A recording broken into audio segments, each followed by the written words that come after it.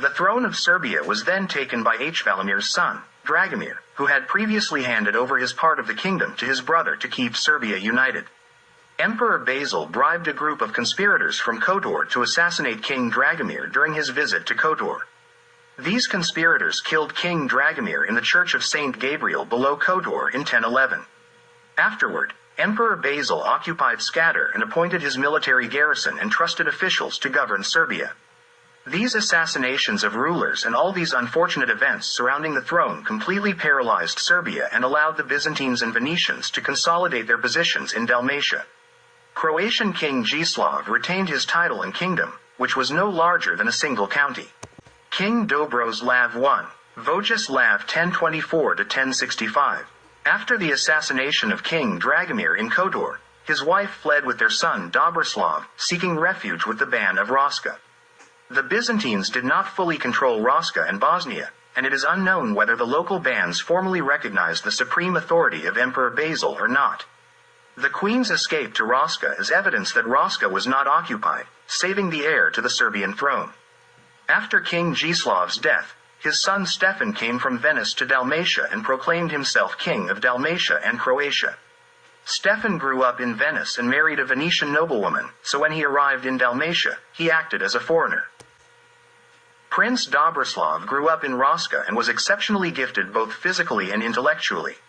Although still a child, he acted like a mature man. Dobroslav arrived in Skadar in 1024 and immediately, the Serbs killed all Byzantine officials and garrison and proclaimed him king. As soon as Emperor Basil learned of the events in Serbia, he raised a large army and personally set out to restore the previous state. Byzantium was very powerful at that time, the most powerful since the time of Emperor Justinian.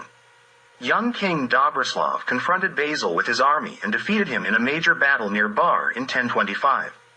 Dobroslav's personal bravery and exceptional military leadership were instrumental in this great victory, thanks to a daring stratagem executed by the young king.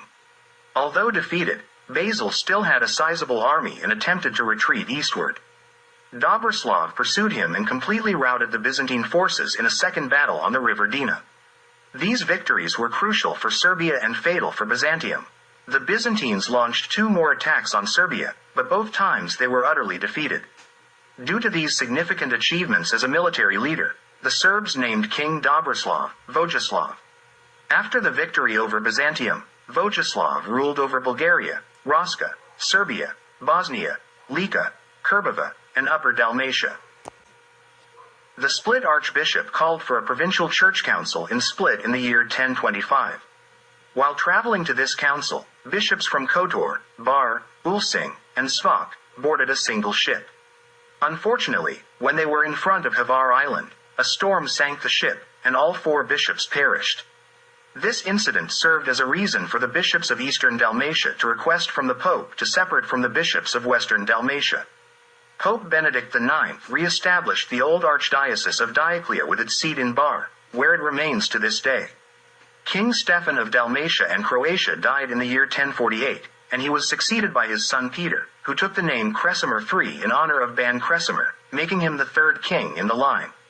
In 1057, Peter expressed his submission to the Byzantine Emperor Isaac Komnenos and asked him to grant him control over the Dalmatian cities, which were then under Venetian rule. Emperor Isaac accepted Peter's request and gave him the title of Protospatharios and Captain of Dalmatia. However, Peter received the title but not the cities, as the Venetians resisted the emperor's orders. Nonetheless, Peter did manage to acquire the city of Zadar, as the city rebelled against Venetian rule and placed itself under the protection of Byzantium. After the final schism between the Eastern and Western churches in the year 1054, Peter aligned himself with the Latin Church, hoping that the Pope could help him gain control over the Dalmatian cities. However, not only the Serbs, who were numerous in his kingdom, but even the Croats were unwilling to follow the Latin Church. Therefore, a church council was convened in Split in the year 1059, presided over by a papal legate named Maynard. The aim of this council was to introduce changes in the church life of Dalmatia. Until this council, the Croats had been Orthodox, even though they had been under the authority of the Roman Church for 180 years. At that time, all Croatian clergy lived and served according to the laws of the Eastern Church. As Peter's state was not inhabited solely by Croats but also by a significant number of Serbs, they resisted the forced Latinization of the church. It should be noted that at that time, the only city of Belgrade mainly had a Croatian population, and no other city in Dalmatia did. The resistance to the Latinization of the church had its center on Krk, where a separate church was founded under the leadership of priest Vuk. The struggles were persistent and prolonged, and as a consequence of these conflicts, the dynasty would fall, and the Croatian state would decline.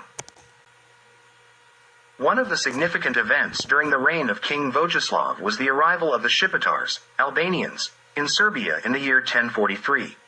The Shipitars originated from the Caucasus, present-day Azerbaijan. They were brought to Sicily by the Arabs as their auxiliary units, along with their families, when the Arabs controlled Azerbaijan. Byzantium took over Sicily from the Arabs in 980, and the Shipitars lived under Byzantine rule on the island and in southern Italy for half a century.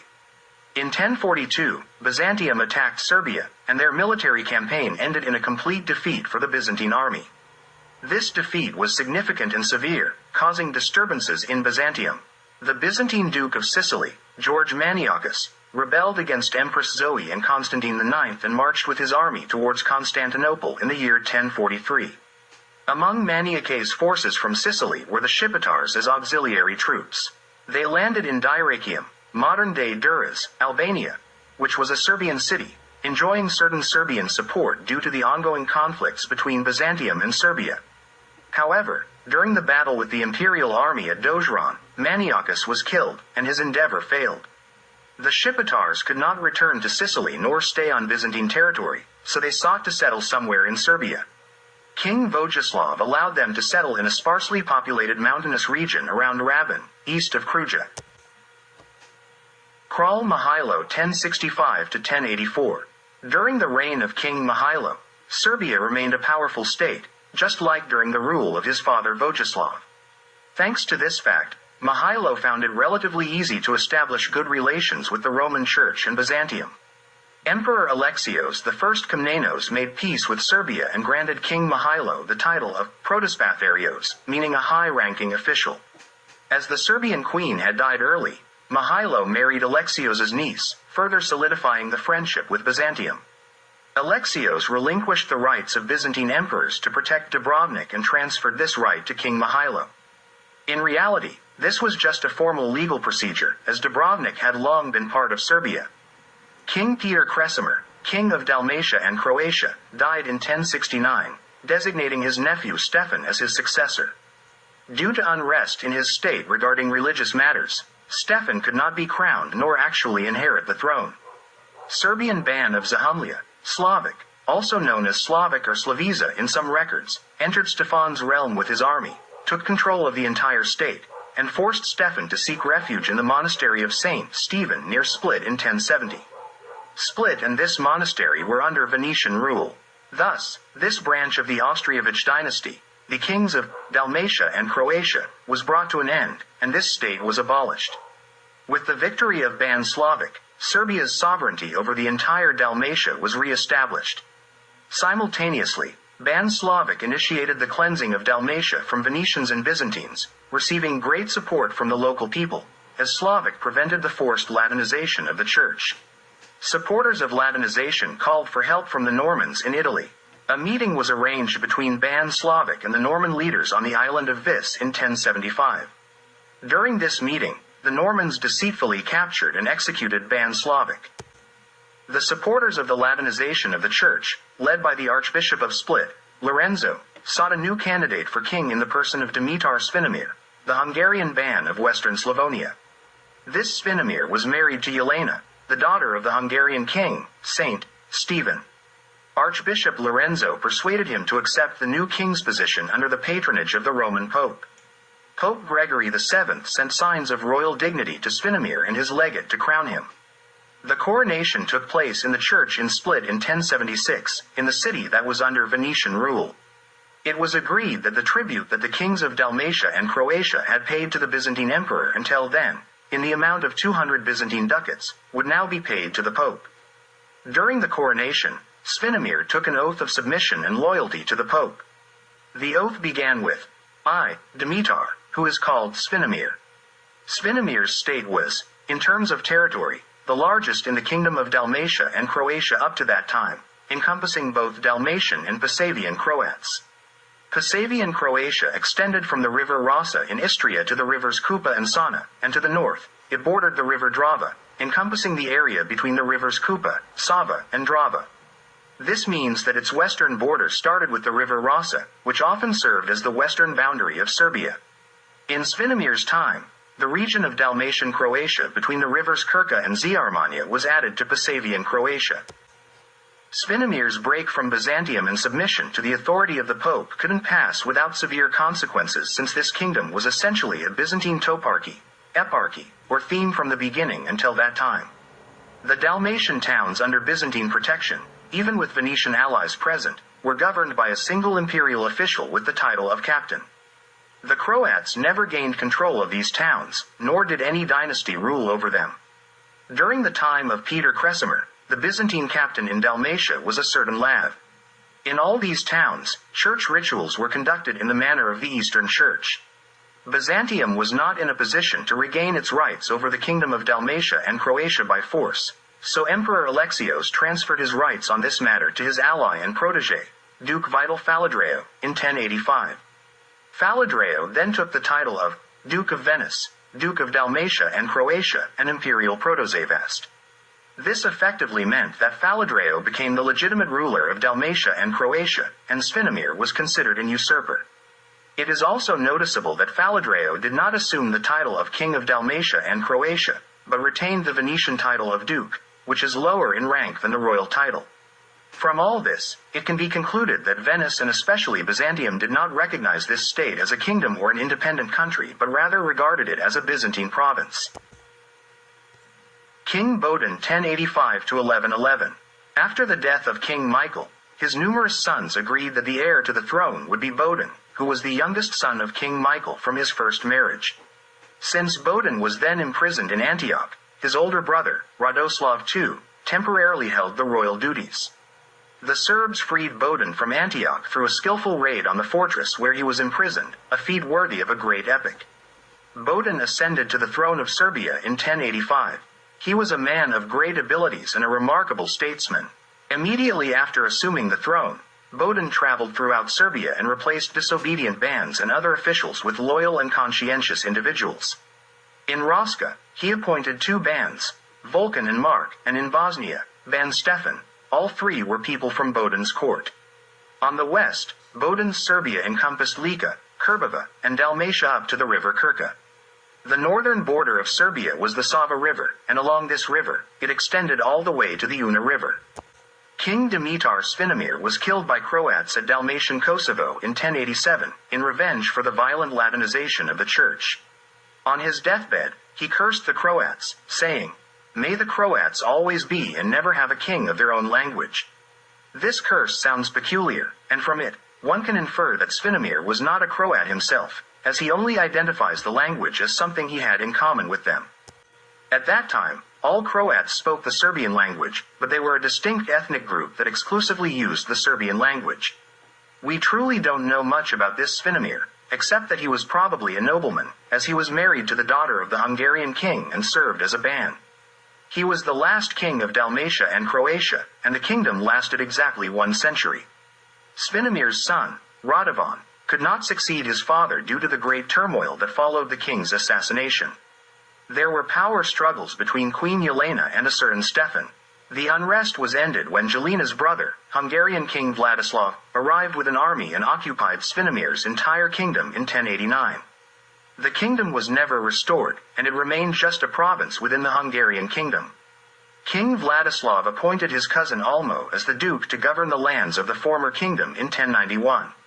Almo's brother, Koloman, would be the first and last of the Hungarian kings to be crowned in Belgrade by the sea as the king of Dalmatia and Croatia, in 1102.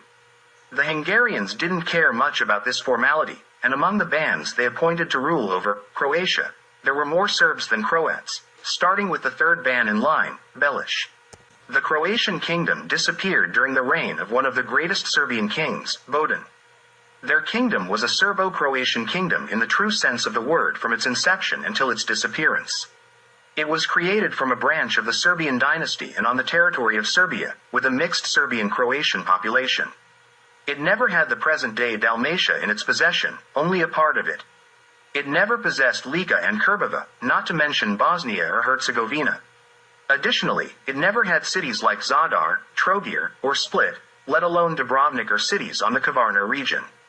If some historical rights were to be established based on the existence of this kingdom for a century, those rights would primarily belong to Serbia and only secondarily to Croatia. From the beginning of the 12th century until today, regarding territories and borders, the state relations have been between Serbia and Hungary, Serbia and Venice, Serbia and Turkey, and Serbia and Austria, but never between Serbia and Croatia. Oshtrivojević dynasty from 1111 to 1171. King Bohdan left behind two sons, Michael and Dura, but neither of them inherited their father's throne. Instead, the nobles imposed Dobrislav II, Bohdan's brother from his father's side, as the new king. Dobrislav was the son of Michael from his second marriage to a Byzantine princess. Thanks to the influence of his mother and his family ties with Byzantium, Dobrislav began to pursue a pro-Byzantine policy. This led to a conflict with Ban of Rascha, Vulcan, who besieged and defeated Dobrislav, capturing and imprisoning him in 1114. After prolonged negotiations and conflicts among the nobility for the new king of Serbia, Bohdan's oldest brother, Vladimir III, was chosen as the king in 1114. King Vladimir married the daughter of Ban Vulcan, which resulted in a lasting peace in Serbia, and Dobrislav was released from prison. Bohdan's wife, Queen Jaquinta, secretly worked against King Vladimir in favor of her younger son, Dura. Her actions were discovered, and she was sent to a monastery, while her son Dura ascended the throne of Serbia in 1118. There were several princes from the Oshtrivojević dynasty who participated in the struggle for the throne. King Dura was besieged in Skadar in 1122 by his relatives. He had to retreat from the throne and flee to Rascha, while his relative Grubica became the king of Serbia from 1122 to 1129. Grubica proved to be a good ruler, but Dura returned with an army from Rascha and defeated King Grubica in the Battle of Bar, where Grubica died. Dura's army was led in that battle by Prince Dragilo, King Grubica's brother and a renowned military leader. Thus, Dura returned to the throne of Serbia for the second time, ruling from 1129 to 1140. During that time, King Bela II ruled in Hungary. The border between Serbia and Hungary at that time was the Sava River, Una River, and to the south, the valleys of Grahovo, Unak, Glamok, and Ziarmania. The region of Čelibic, which covered Livno, remained separated by Kupers, and the same applied to the region of Imotski, which bordered with the Serbs of Duvno and the Neretva region. We can see that the border of Serbia was shifted westward, from Krka to Ziarmania, and two Croatian regions, Čelibic and Imotski, were isolated among the Serbs. At the same time, the Hungarians had occupied Lika and Krbava. In Bosnia, Ban Boric was ruling, and in Rascha, Ban Dragina, the brother of King Grubica. In 1139, the sons of Prince Dragilo, Piarvash, Grubica, Nemanja, and Širik, rebelled against King Dura. Dura had to leave the throne in 1140, and the former Ban of Rascha, Dragina, became the new king from 1140 to 1151. Dragina was a good and popular ruler among the people. He had three sons, Radoslav, Ivanish, and Vladimir. His eldest son Radoslav succeeded him, becoming the third king of Serbia with this name, ruling from 1151 to 1169. Ban of Rascha, Jurish, and his son Desa rebelled against King Radoslav. The civil war in Serbia lasted for several years. After Desa's death in Trebinje in 1160, the war was continued by his sons, Miroslav, Nemanja, and Constantine. This war had religious motives as well. King Radoslav was of the Serbian Orthodox faith, while Desa and his sons were Catholics. King Radoslav lost the war against Desa's sons and abdicated the Serbian throne in 1169. The final and decisive battle was fought between Nemanja and Radoslav's brother, Ban Vladimir, near Pristina in 1170. Nemanja emerged victorious and declared himself the ruler of Serbia the following year, but not as a king, only as a Grand Zupan. Nemanja could not be crowned king at that time as the Serbs considered him an usurper. This marked the end of the rule of the Oshtrivojević dynasty and the beginning of the rule of the new Nemanjić dynasty.